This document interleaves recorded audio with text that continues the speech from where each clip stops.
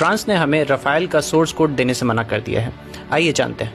तो हमारी गवर्नमेंट ने फ्रांस से राफेल के सोर्स कोड मांगे थे। सबसे पहले जानते हैं सोर्स कोड क्या होता है। जैसे कि कोई भी प्रोग्रामिंग जो होती है, जैसे कि आपका फ़ोन है उसके पीछे एंड्रॉयड का कोई प्रोग्राम होगा, अगर आप आईफोन यूज़ करते हैं तो उसमें मैक या एप्पल का कोई प्रोग्राम होगा। तो बेसिस होता है जिसके ऊपर पूरी चीज़ें चलती हैं, यानी जो सॉफ्टवेयर होता है उसके ऊपर आप जो टच करते हैं वो हार्डवेयर होता है। तो जो बेसिक चीज़ें हैं जिसमें जो प्रोग्राम लिखा होता है उसको कहते हैं सोर्स कोड।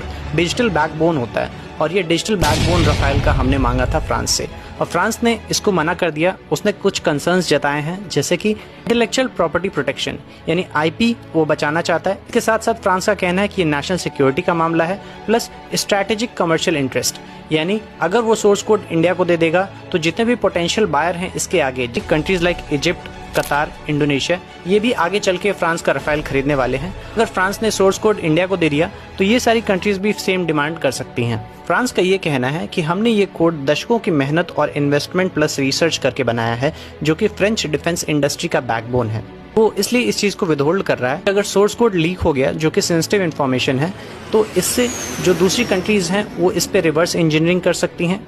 साथ ही साथ इसको मॉडिफाई करके एयरक्राफ्ट की सेफ्टी को भी खतरे में लाया जा सकता है। का ये भी मानना है कि अगर उन्होंने सोर्स कोड रिवील कर दिया तो इससे जितने भी कंट्रीज जो खरीदेंगी फ्रांस से राफेल, वो उसमें अपना इंडिजिनस वेपनाइजेशन कर सकते हैं, यानी अपने खुद के वेपन्स वो लगाना शुरू कर देंगे, जिससे कि फ्रांस की जो मिसाइल इंडस्ट्री है या फिर और जो वेपन्स है जो फ्रांस इसके साथ साथ बेचता है उस पर भी बहुत बड़ा असर पड़ेगा। फ्रांस का इसलिए ये कहना है कि हम आपको लिमिटेड सपोर्ट दे सकते हैं, जैसे कि जॉइंट टेक्निकल टीम दे सकते हैं आपको।